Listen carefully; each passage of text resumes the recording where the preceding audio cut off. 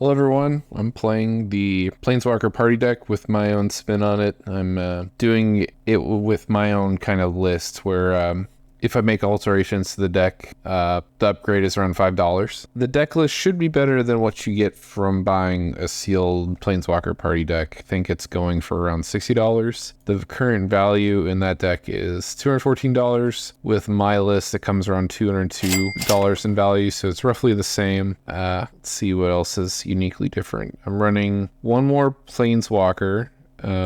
I'm also running a lot more board wipes. I think when you're playing Planeswalkers, your greatest threat is three other players with creatures in play, because they'll just take turns running the train on your Planeswalkers. So you gotta keep the board empty as often as you can. So I've been running a lot. I'm running like 9 board wipes.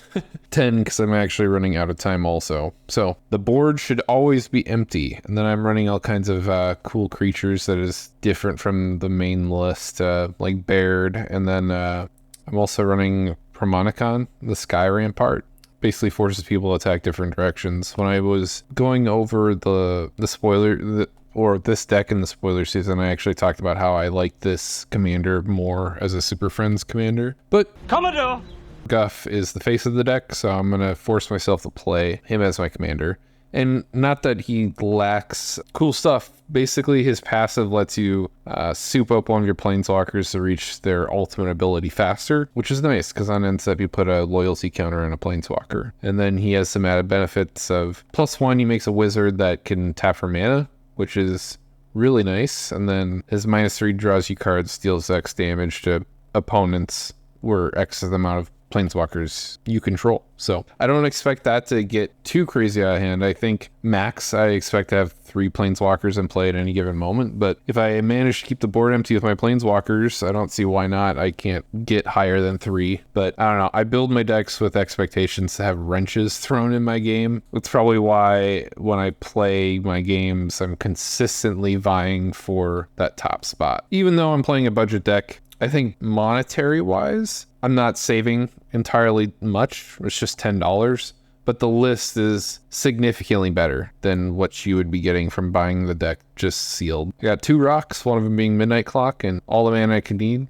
Let's see if anyone's playing red, but I don't have any red cards in hand, so maybe it's worth the risk. Yeah, I could probably draw into it. So, and I got a Tezzeret. He creates a blocker that protects himself, and I have an Oath of Teferi, so I could do it twice a turn. Sounds pretty sweet. Playing against Esika, they are a Super Friends and or just historic deck. Elenda and Azor, I actually like this guy, or her and him, I should say. They're team up card where you get the best of both worlds, where you get to draw cards by sinking mana. That's always super good.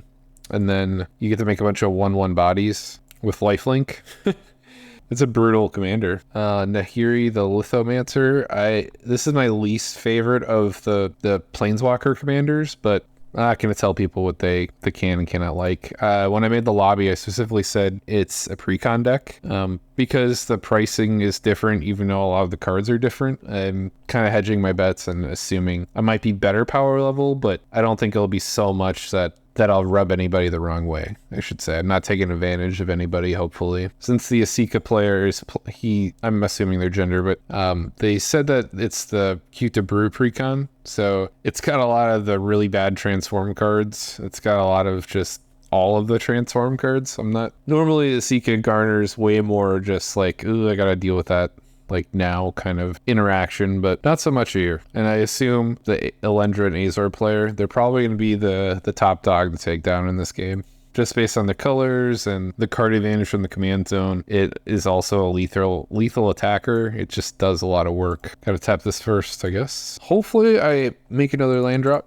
I just got a Chain Veil too. Ooh, man. I could activate Planeswalkers 3 times a turn if all things go well. The only thing that sucks is I just drew my second red card back to back, so I really need to find some red sources. Leona Shikari, that can be really brutal. If you have like swords that give protection or equipment that give indestructibility, it makes your removal spells kind of useless. The mono white deck might actually be an issue because I don't know, if they get the right equipment in play, my board wipes don't mean anything, and they're probably going to be consistently making a lethal attacker to be pressuring me. The Elenda and Azor is also probably someone that's going to be pressuring me pretty good, just because it's a flying attacker and it makes a wide board. This 4 life is like negligible because you gain, oh, it doesn't have lifelink, but you still pay the 4. That's too good not to do it, just to make a bunch of vampires. Triple white. Okay, replicating ring. All right, moment of truth. Let's get that land. Let's see it. Mainly a red source would be ideal. Well, Elenda and Azor are online come his next turn. It's a good start. Not only is the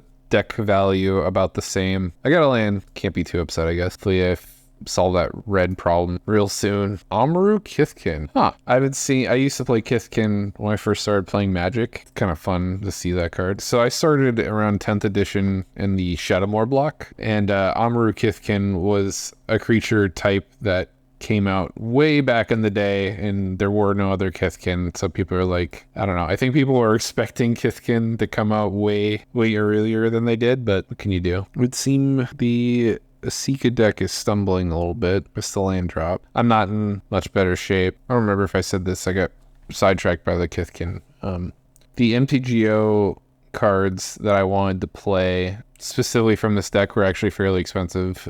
Commodore Guff was like $17, so I didn't really end up saving a whole lot of money in terms of building this deck in MTGO, but who knows? Prices are very volatile early in the release, and they sharply decline after a couple of days when people get their copies in chests. So maybe you could get it a lot cheaper than what I paid for it, but I wanted to feature it on the channel, so in my eyes it was worth the price. Well, I can cycle Ash Barrens and play Tezzeret. I think I want to do that. Get a red source. Okay, that part of the problem solved. Now I'm just going to play Tezzeret, make my token, and go shields up for now. I'll need it to block the Azor. I particularly like planeswalkers that create a body. Obviously, they protect themselves. Oh my god, this triggers in every end step? This thing can be really obnoxious. I didn't know. I thought it was just your end step. Man, that kind of makes me want to build this deck.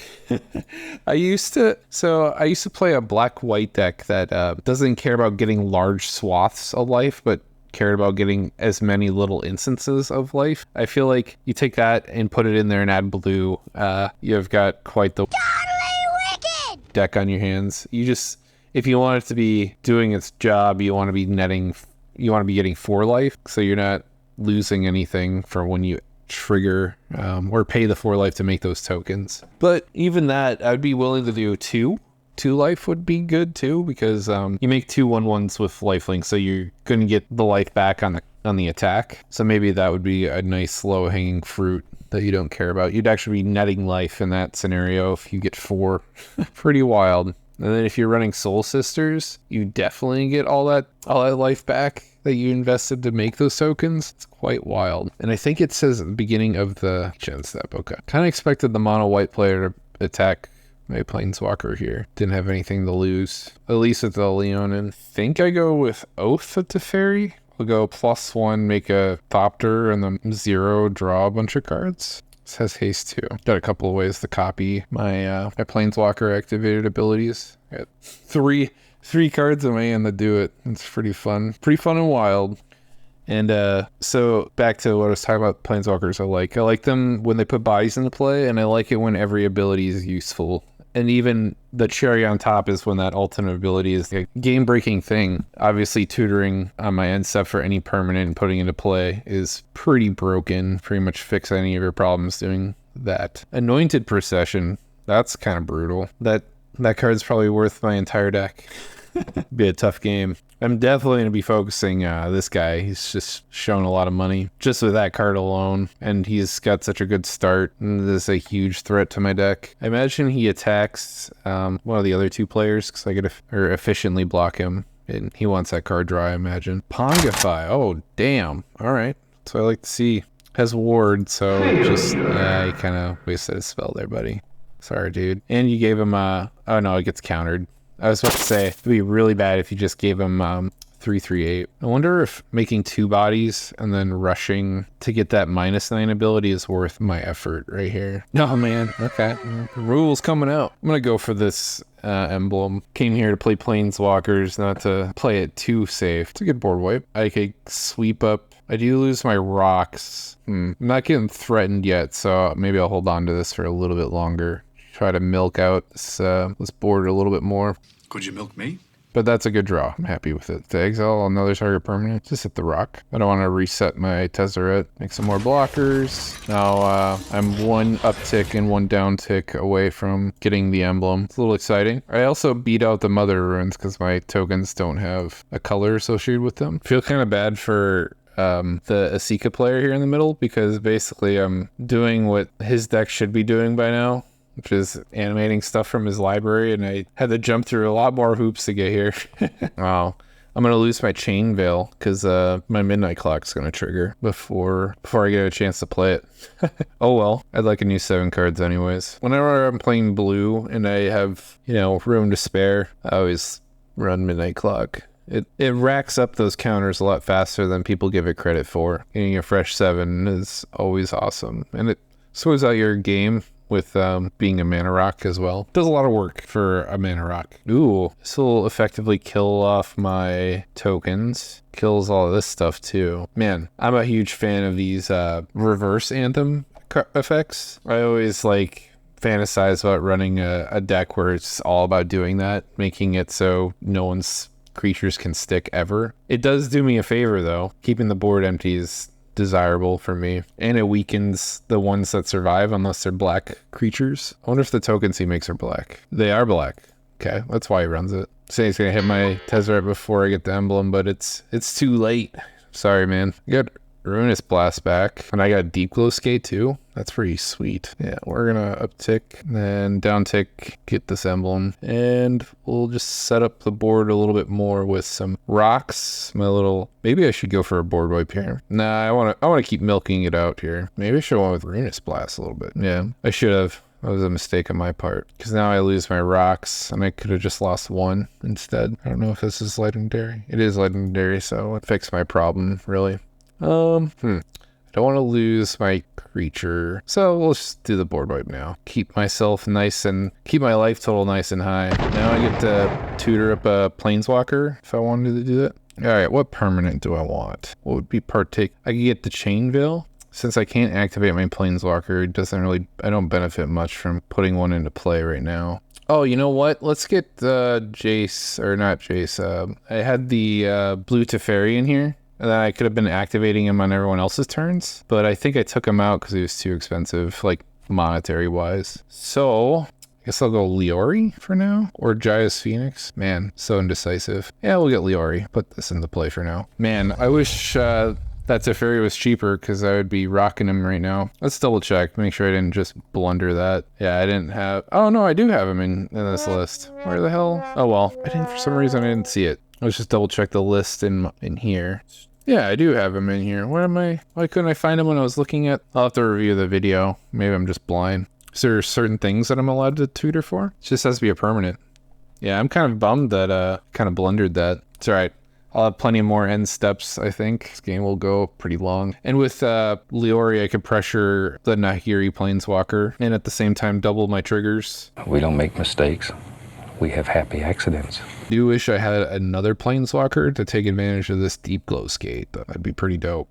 I feel really good about my position here because Leori has Vigilance, meaning I get to be defensive with... I'm going to call Leori a her. She looks like a her. When I think of big cats, I just assume they're female, but not all of them are. But they just have that very feminine, fatale trait associated with them. It's a Vampire Anthem. Pretty good. I like this deck the more I keep seeing it. That's for sure. Hey, okay. Nice. I could exile his commander. I like that because it doesn't come back until their next end step, effectively making his commander useless. Man, this is getting brutal. I like what I'm seeing so far. This is just I think this is like $35 and I'm already very impressed with it. But I had an unusual setup, I think. It's just shaping out really nicely. And I want to copy, so I think I want to go to combat first. Does this have to hit a player? Yeah, it has to deal damage to a player. Darn. I want to pressure this though. Yeah, could have been nicer, but that's okay.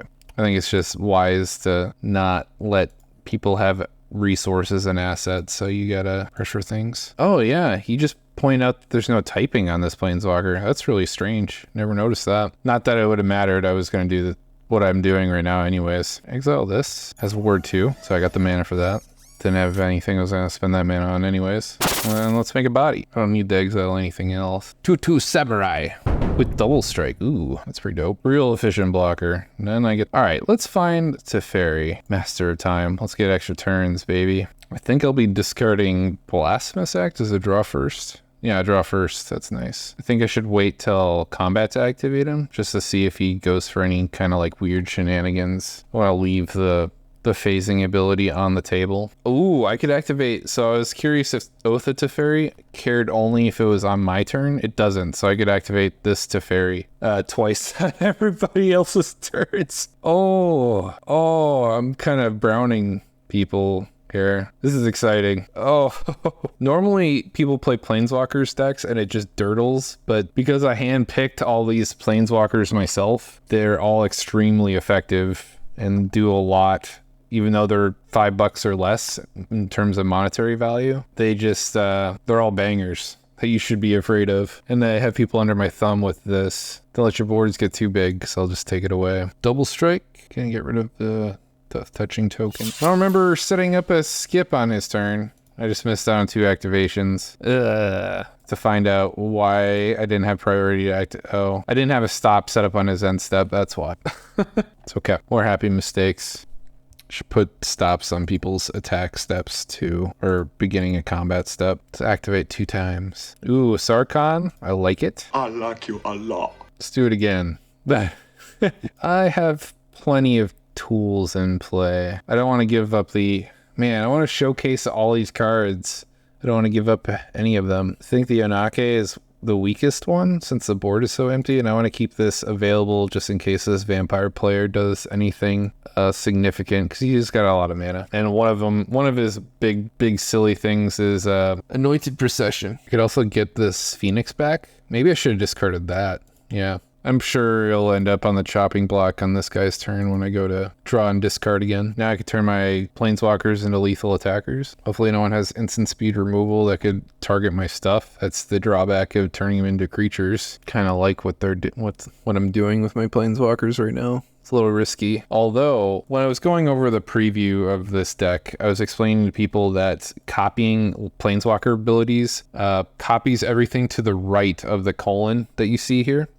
So if I were to -3, I get 2 dragons, and it doesn't go -6 and kill the Planeswalker if I had that many loyalty on Sarkhan. But the only thing that doubles both the ability and the counters that gets put on is Oath of Teferi and the Chain Veil. Kind of wish my Deep Glow Skate was in my deck also.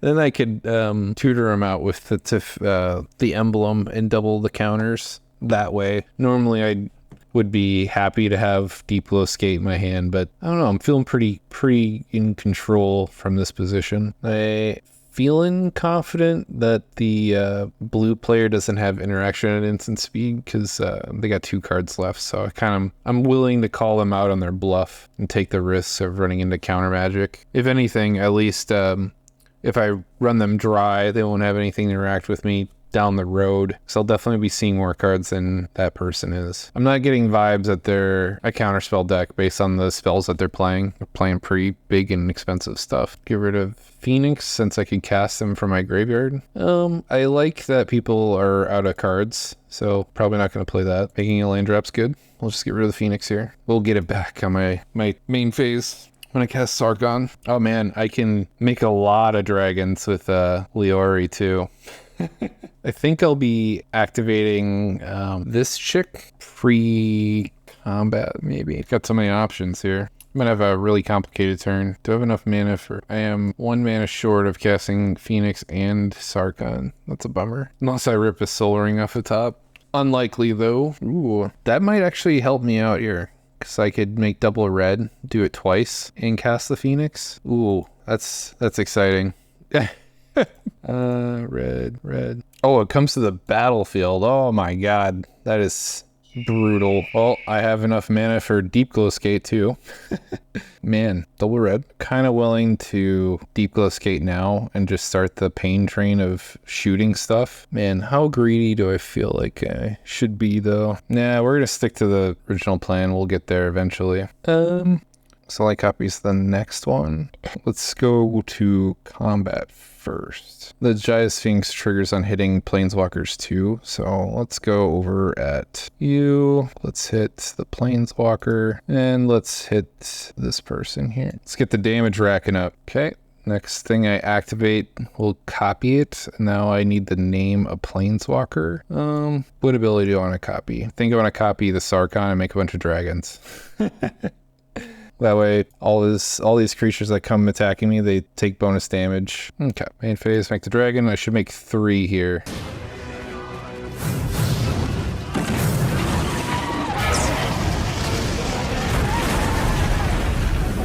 I should have made my planeswalkers into dragons before combat. I think I just have a lot of stuff on my plate. All right, and then we're gonna exile this thing again. I'll pay the 2, tap this down, make it 2/2, and just gonna uptick to Teferi here. I don't think I need the wall at this point. Got plenty of protection. Another planeswalker. I don't need this Chandra. I like keeping the board wipe up just in case. And the Deep Glow Skate obviously will break this game pretty hard, make everything cost more to attack me. I need card advantage, so maybe let's put a permanent that draws me some cards. Mangara is not bad, or Mila is not bad either. I think I see more cards with Mangara, so we'll put that in play. This is better than I could have ever hoped. I can only imagine this gets so much worse once I make this the budget-less, no cap on the price tag kind of deck, because this is feeling pretty one-sided here.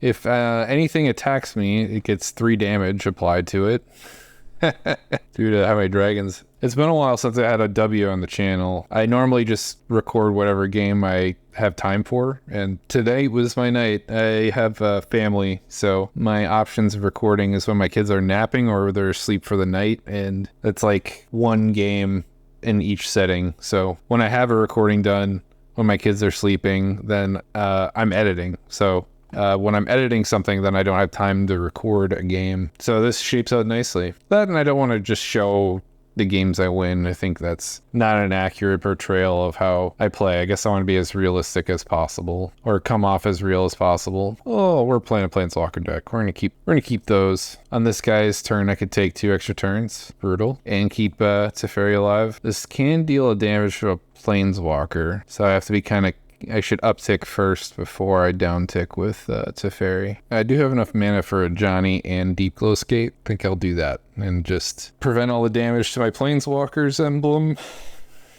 Ooh, more cards.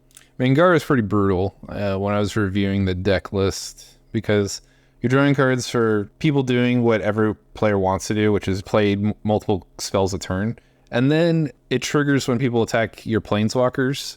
So you're consistently seeing multiple cards a turn. If they're trying to keep your Planeswalkers off the board, that's fine. I saw that coming. It was planned. The uptick here. I don't need Narset, and we're just going to downtick to take an extra 2 turns. So after, it'll mess up the turn order. His turn will end. It'll go to my turn. I'll take 2 turns, and I'll go back to Grizzly Jelly's turn. I think I lead off with a Johnny into Deep Glow Skate. Let's play this. People will die eventually to the Chandra triggers. I kind of want to preemptively uptick, so I have the largest volume possible. Ooh, I could double red and get my commander in play. 1, 2, 3, 4, 5, 6, 7, 8, 9.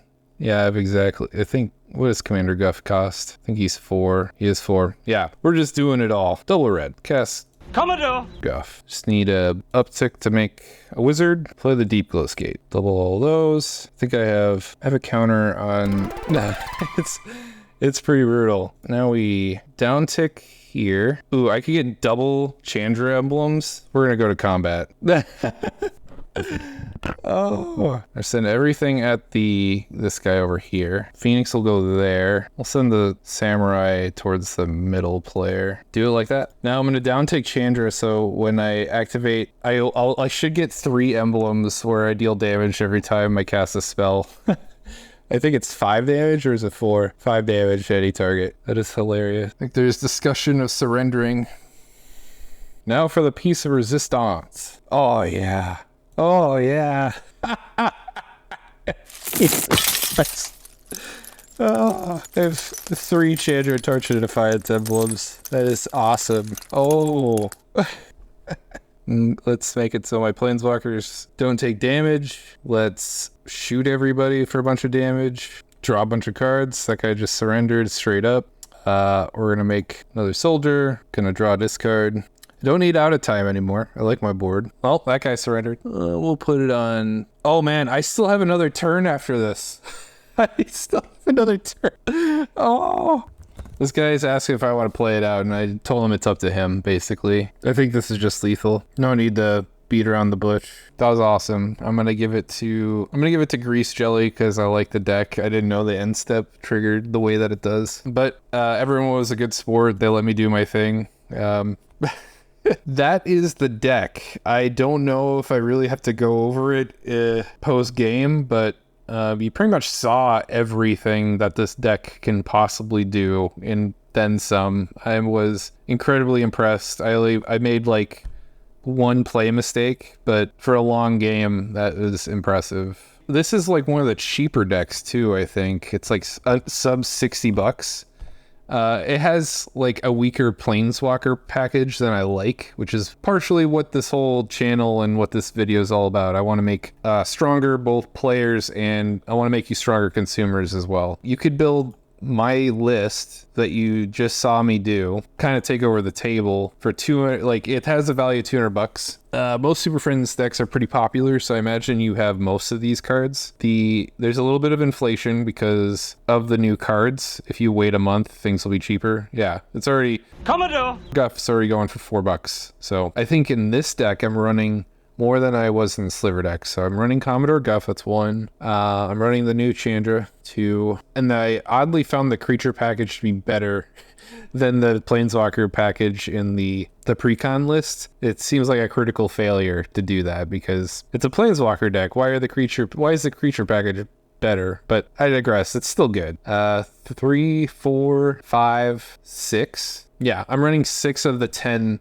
unique cards that come with this deck, because I think they're that good, which is much higher than I think all the other decks combined. We'll get to that bridge when we get further down the road here, because I'm going to play the Enchantress deck next and the colorless deck after that. I just know that they don't come close to 6 cards at all that I personally would play and get my seal of approval on. If you already have a Planeswalker deck and you liked what you saw, take a look at this list. I'll include it in the description below, and you guys could basically form the same deck for dirt cheap because everything's $5 to upgrade, and I think that's super reasonable. Get your footlongs, everybody.